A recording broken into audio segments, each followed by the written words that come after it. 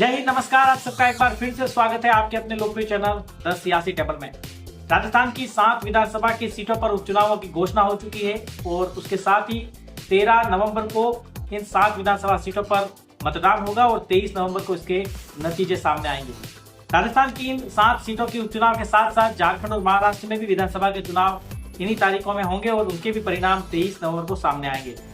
अब राजस्थान के अंदर 5 विधानसभा की सीटें जो कि मौजूदा विधायकों के लोकसभा का चुनाव लड़कर के सांसद बनने से खाली हुई और 2 ऐसी सीटें हैं जहां पर मौजूदा विधायकों के असामयिक निधन के बाद वो सीटें खाली हो गई, जिसमें से आपको बताएं झुंझुनू, दौसा, खींवसर, रामगढ़, देवली उनियारा, सलूंबर और चौरासी की ये 7 सीटें हैं, जिसमें से सलूंबर और रामगढ़ के विधायक के निधन के बाद ये सीटें खाली हुई, जबकि चौरासी, देवली उनियारा, झुंझुनू, दौसा और खींवसर से विधायक जो है वो सांसद महोदय बन गए, इसलिए सीटें खाली हुई और अब इस पर 13 तारीख को चुनाव होना है।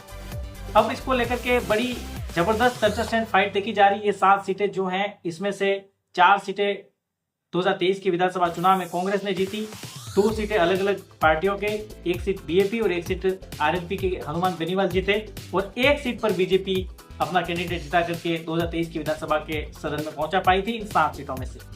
अब ये 7 सीटें जो हैं वो बीजेपी के लिए बड़ी चुनौती और प्रतिष्ठा का सवाल भी है, क्योंकि राज्य में बीजेपी की सरकार है। 10 महीनों के शासन के बाद इसको सरकार के लिटमस टेस्ट के रूप में देखा जा रहा है।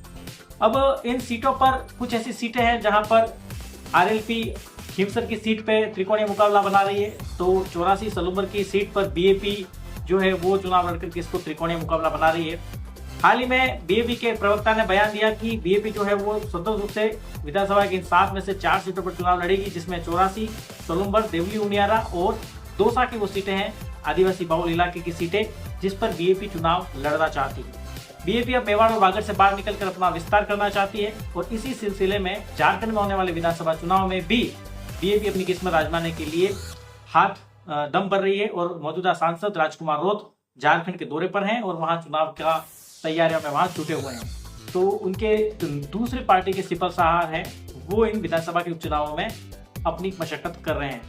अब ये भी चर्चा है कि क्या कांग्रेस पार्टी लोकसभा की तर्ज पे इन सीटों पे क्या कांग्रेस गठबंधन करेगी, क्या क्षेत्रीय पार्टियों के साथ गठबंधन करेगी। तो देखिए, अगर बीएपी और मेवाड़ बागड़ के रीजन की बात करें तो डूंगरपुर बांसवाड़ा की सीट पे राजकुमार रोत जब सांसद के प्रत्याशी बीएपी के थे तो उस समय कांग्रेस ने उन्हें समर्थन दिया। एक अघोषित गठबंधन वहां पर था, क्योंकि इंडिया गठबंधन का हिस्सा बनने के लिए कांग्रेस ने ऑफर किया था कि उदयपुर की सीट पे बीएपी जो है वो कांग्रेस को समर्थन दे और डूंगरपुर बांसवाड़ा पे कांग्रेस जो है वो बीएपी को समर्थन देना चाहती है। तो बीएपी ने इस शर्त को नहीं माना था। उन्होंने कहा कि अगर आप चाहते हैं कि डूंगरपुर बांसवाड़ा की सीट पे बीजेपी हारे तो आप हमें समर्थन दीजिए, उदयपुर की सीट पे हम आपसे कोई समझौता नहीं करेंगे, कोई समर्थन नहीं देंगे। फिर भी कांग्रेस पार्टी ने बाप पार्टी को समर्थन दिया और क्यों दिया, क्योंकि 2023 के विधानसभा चुनाव में बागीदोरा से कांग्रेस पार्टी के विधायक, पूर्व मंत्री और कांग्रेस के दिग्गज नेता महेंद्रजीत सिंह मालविया लोकसभा चुनाव से ठीक पहले कांग्रेस छोड़कर बीजेपी में शामिल होते हैं और बीजेपी उन्हें लोकसभा का टिकट देती है। अब महेंद्रजीत सिंह मालविया को चुनाव हराने, सबक सिखाने के लिए कांग्रेस हर हाल में मालविया हारे इसकी रणनीति के तहत बाप को समर्थन देती है। जब कांग्रेस पार्टी ने बीजेपी को समर्थन दिया तो उस समय के वीडियो में मैंने जिक्र किया था कि कांग्रेस ने अपने पैर पर खुद कुल्हाड़ी मारी है। और क्यों मारी है? क्योंकि वो महेंद्रजीत सिंह मालविया को हराना चाहती थी, उनको सबक सिखाना चाहती थी और इसके साथ ही लोकसभा के चुनाव में नरेंद्र मोदी को कम से कम सीटें मिलें ये श्योर करना चाहती थी। लेकिन ऐसा करने से लोकसभा में तो ठीक हुआ, बीजेपी हारी और कांग्रेस की इच्छा अनुसार महेंद्रजीत सिंह मालविया भी चुनाव हारे, लेकिन आगामी समय में कांग्रेस वहां खड़ा नहीं हो पाएगी, ऐसा मैंने कहा था और अब ऐसा ही होता दिखता है। क्योंकि अब 84 और सलूंबर को लेकर ये कयास है कि क्या कांग्रेस के साथ गठबंधन होगा। अब बीएपी के लोग तो मना कर रहे हैं गठबंधन नहीं होगा, हम स्वतंत्र रूप से चुनाव लड़ेंगे और कांग्रेस गठबंधन करे भी तो किस सूरत पर करे, किन 2 सीटें हैं, 2 में से एक सीट अगर बांटनी हो तो कौन सी सीट कांग्रेस लेगी। 84 जहां से राजकुमार रोत 70,000 वोटों से चुनाव जीते तो यहाँ बहुत ही ज्यादा प्रोबेबिलिटी है कि बीएपी का कैंडिडेट यहाँ से आसानी से चुनाव जीत सकता है। वहां उस बीएपी का स्ट्रॉन्ग होल्ड है तो वो सीट तो बीएपी छोड़ेगी नहीं। रही सलूंबर की तो वहां पर भी बीएपी का कंटेस्टेंट जो है वो 52,000 वोट लाकर तीसरे नंबर पे था। ऐसा नहीं कि वहां कोई जनाधार नहीं है, वहां पर भी उनकी कोशिश है कि उनका विधायक जीत करके सदन पहुंचे। तो गठबंधन तो एक ही चीज पे हो सकता है कि कांग्रेस समर्थन दे दे और बीजेपी अपना कैंडिडेट जीता है। लेकिन कांग्रेस ऐसा क्यों करेगी? क्योंकि कांग्रेस का लोकसभा में एक इंटेंशन अलग था कि नरेंद्र मोदी को हराना चाहते थे। अभी उनका क्या इंटेंशन है कि कांग्रेस जीते या हारे, क्या फर्क पड़ रहा है? इसलिए मुझे नहीं लगता कि कांग्रेस भी ऐसा समर्थन उनको देगी और बीजेपी भी अपना समर्थन कांग्रेस को देगी। तो दोनों ही अलग अलग चुनाव लड़ेंगे। और ये बात तो तय है कि लड़ाई जो है आने वाले समय में वागड़ और मेवाड़ में मुख्य रूप से जो है वो बीजेपी और बीजेपी के बीच रह जाएगी। क्योंकि कांग्रेस ने अपने पैर पर कुल्हाड़ी क्यों मारी, इसका जिक्र मैंने इसलिए किया था क्योंकि जो कांग्रेस का मूल वोटर है, जिसमें एसटी है, माइनॉरिटी मुसलमानों के वोट हैं, वो बीजेपी को शिफ्ट हो रहे हैं, बीजेपी को शिफ्ट करवाए हैं कांग्रेस ने खुद ने।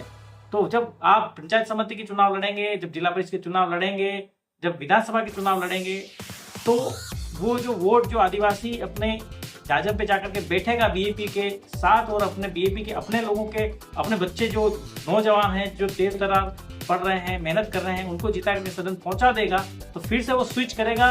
कम से कम अभी तो वो स्विच करेगा, इसमें बहुत परेशानी है। इसलिए मैंने कहा था कि कांग्रेस ने मैं मरूं तो मरूं तुझे विधवा करूं वाले फॉर्मेट पे काम किया, लेकिन ये आने वाले समय में कांग्रेस को काफी भारी पड़ेगा, ऐसा मेरा अनुमान है।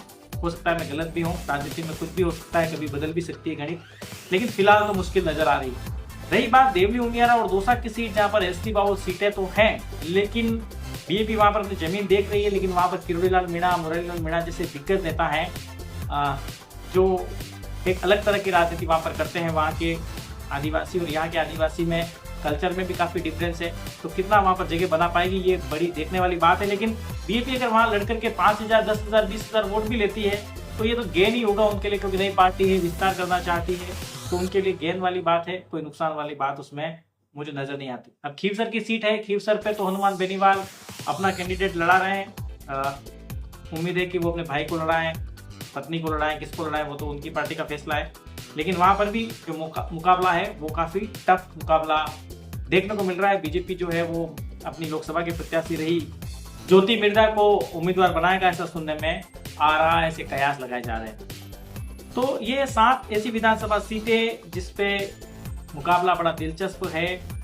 सलूम्बर की सीट पे भी त्रिकोणीय मुकाबला है। कांग्रेस पार्टी के दिग्गज नेता रघुवीर सिंह मीणा वहां से तैयारी कर रहे हैं चुनाव लड़ने की।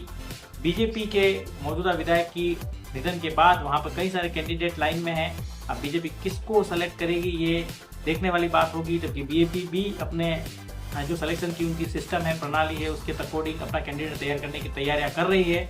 और जब सूत्रों से बात हुई तो उन्होंने बताया था कि 25 तारीख के बाद से बीजेपी के सभी विधानसभाओं के कार्यकर्ता जो मौजूदा विधायक हैं, विधायक प्रत्याशी रहे, उन सब की ड्यूटी सलूम पर लगाई गई है। बीजेपी की बात कर रहा हूँ।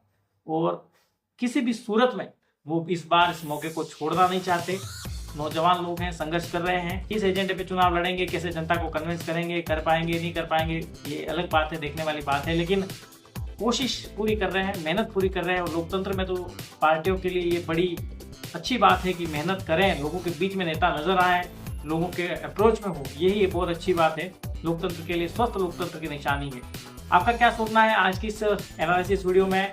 7 विधानसभा सीटों में बीजेपी कितनी सीटें जीत पाएगी? क्या सलूम्बर और 84 की सीट पे कांग्रेस को बीजेपी को कांग्रेस से गठबंधन करना चाहिए, नहीं करना चाहिए? आप सबको क्या लगता है? कमेंट जरूर करिए।